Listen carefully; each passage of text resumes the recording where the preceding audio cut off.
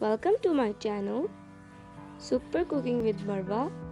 Please subscribe to my channel and click the bell icon so you can get all my upcoming videos notifications and share it with your family and friends.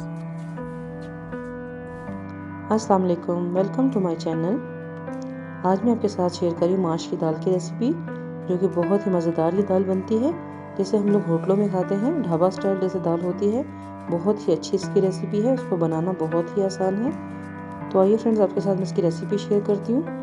ये आधा kilo मैंने माश की दाल ले ली थी और इसको मैंने 5 घंटे पहले ही पानी में भिगो के रख दिया था। ये देगची में मैंने माश की दाल डाल दी है और ये 3 अदद मैंने टमाटर ले लिए थे, उसको बड़े बड़े पीस में काट दिया था मैंने, वो भी इसमें मैंने शामिल कर दिए।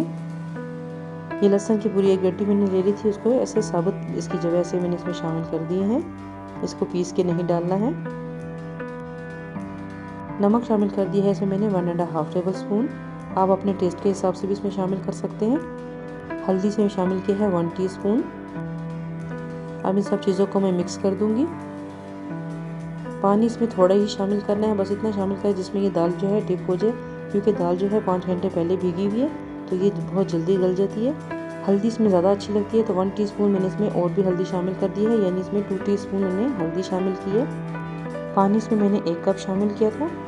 तो देखिए, जब इसको बॉयल आ जाएगा तो उसको मैं ढक्कन ढक के पकने के लिए रख दूँगी, तकरीबन 10 से 15 मिनट के लिए। तो देखें, इसको अब 10 मिनट हो चुके हैं पकते हुए। अब इसमें थोड़ा पानी और है, इसको मैं 5 मिनट और पका लूँगी। तो ये देखें, दाल को पकते हुए 15 मिनट हो चुके हैं। इसको मैंने बिल्कुल लो फ्लेम पे पकाया था, ताकि दाल जो है अच्छे से गल जाए। और दाल को इतना गलाना होता है कि दाल के दाने जो हैं बिल्कुल टूटे भी नहीं, साबुत साबुत दाल रहे। और ये देखिए, लहसुन के जवे भी जो है इसमें साबुत ही हैं, ये ऐसे बहुत अच्छे लगते हैं। ये देखिए, लहसुन के जवे जो हैं बिल्कुल साबुत हैं, टूटे नहीं हैं, क्योंकि इसको बिल्कुल लो फ्लेम पे पकाना होता है। और टमाटर के पीस भी थोड़े बड़े डाले थे इसमें, तो देखिए वो भी इसमें बहुत अच्छे लग रहे थे, कलर उसका बहुत अच्छा लग रहा होता है। ये देखिए, दाल जो है बहुत अच्छे से गल चुकी है और इसका दाना भी बिल्कुल नहीं टूटा है, बिल्कुल अलग अलग इसका दाना है। अब इसका चूल्हे को फ्लेम में ऑफ कर दूंगी और अब इसके लिए मैं तड़का तैयार कर लेती हूँ। तो ये देखिए, फ्राई पैन ले लिया है मैंने, उसमें 1 कप मैंने ऑयल शामिल कर दिया है और ये 1 अदद बड़ा प्याज लिया था मैंने, उसको मैंने बारीक बारीक स्लाइस काट लिया था, उसको मैंने ऑयल में शामिल कर दिया है। इसमें अच्छे से स्पून चला देना है और प्याज को लाइट ब्राउन कर लेना है।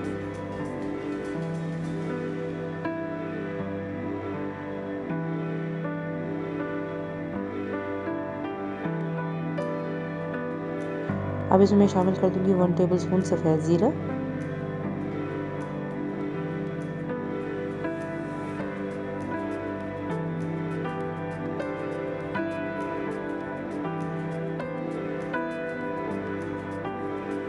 सात से 8 अदद मैंने ले लिए हैं कड़ी पत्ता, उसको भी मैंने इसमें डाल दिया है। इससे इसकी खुशबू बहुत ही अच्छी आती है।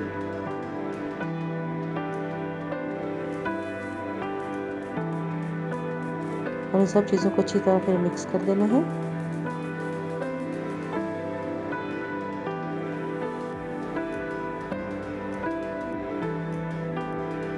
आठ से 10 अदद ले ली है मैंने साबुत लाल गोल मिर्चें, उसको भी मैंने इसमें शामिल कर दिया है।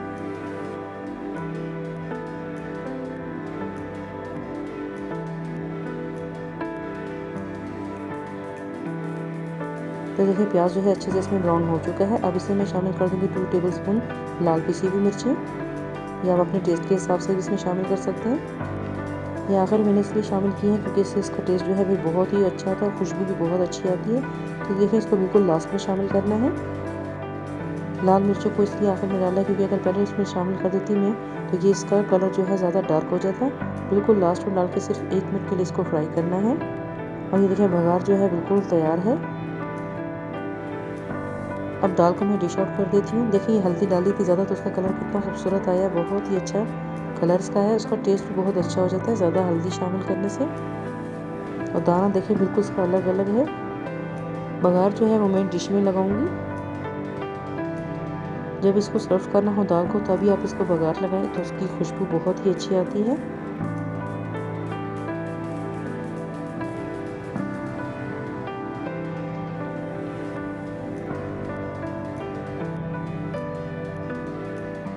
2 से 3 अदद हरी मिर्चों को भी काट के इसमें मैंने डाल दिया है। और ये जो बघार मैंने तैयार करके रखा था उसको भी अब मैं दाल के ऊपर डाल दूँगी। ऐसे इसको ऐसे फैला के डाल देना है। तो देखिए कितनी खूबसूरत ये दाल लग रही है और बहुत ही अच्छी इसकी खुशबू भी आ रही थी। तो देखिए स्पून से इसको ऐसे बीच में मिक्स कर देना ताकि इसका ऑयल जो है वो सब तरफ इसमें फैल जाए और उसका मसाला भी अच्छी तरह मिक्स हो जाए दाल में।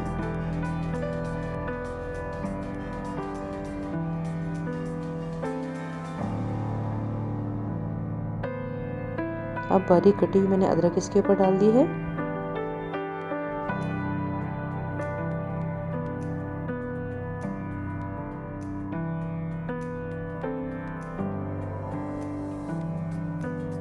और अब बारीक कटा हुआ हरा धनिया भी इसके ऊपर मैंने डाल दिया है। तो ये देखिए फ्रेंड्स, मज़ेदार सी माश की दाल तैयार है। देखने में ये बहुत ही अच्छी लग रही है, उसका टेस्ट भी बहुत ही मज़े का था। जिसको भी मैंने दाल बना के खिलाई है सबको ही ये दाल बहुत पसंद आई है। तो आप भी ये रेसिपी ज़रूर ट्राई करें। इंशाल्लाह आप सबको भी ये रेसिपी ज़रूर पसंद आएगी। बस इसकी बहुत एहतियात करनी होती है कि दाल का दाना जो है टूटे भी नहीं और बिल्कुल गल भी जाए। तो फ्रेंड्स, कैसी लगी आपको मेरी आज की रेसिपी? उम्मीद है आपको मेरी आज की रेसिपी ज़रूर पसंद आई होगी।